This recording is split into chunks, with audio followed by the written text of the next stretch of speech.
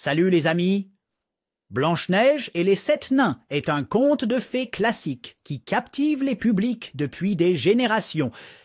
Il est rempli de magie, d'aventures et de leçons intemporelles.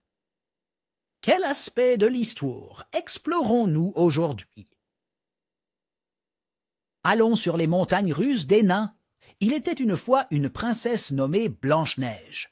Ses cheveux étaient noirs comme le charbon, ses lèvres rouges comme une rose, et sa peau blanche comme la neige.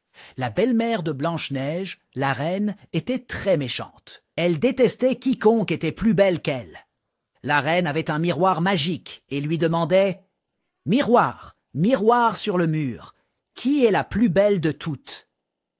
Chaque jour, le miroir donnait la même réponse. « Vous êtes la plus belle. » Un jour, le miroir magique dit à la reine que Blanche-Neige était la plus belle du pays. Cela rendit la reine très jalouse. La reine ordonna à son chasseur royal d'emmener Blanche-Neige loin dans la forêt et de la tuer. La reine dit au chasseur de rapporter le cœur de Blanche-Neige comme preuve qu'elle était morte. Le chasseur trouva Blanche-Neige, mais ne put la tuer.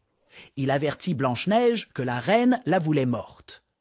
Blanche-Neige courut vers la forêt. Le chasseur mentit à la reine et lui apporta un cœur de cochon. Blanche-Neige arriva à un chalet et se demanda qui y vivait. 7 nains vivaient dans le chalet.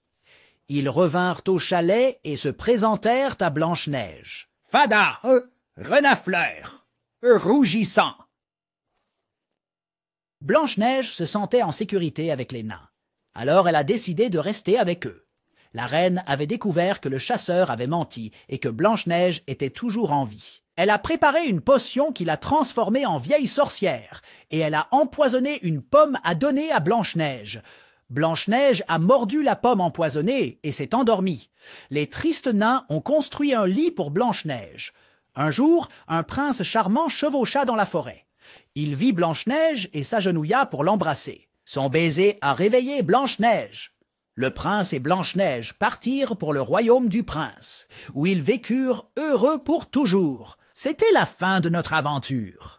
Le courage de Blanche-Neige face à la reine maléfique et aux dangers de la forêt nous encourage à être courageux face à la peur et à défendre ce qui est juste.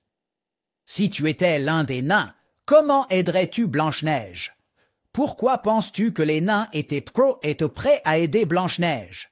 Réfléchis-y et parlant avec tes amis. N'oublie pas d'aimer, de t'abonner et de partager. Frosty te verra dans le prochain chapitre. D'ici là, à la prochaine.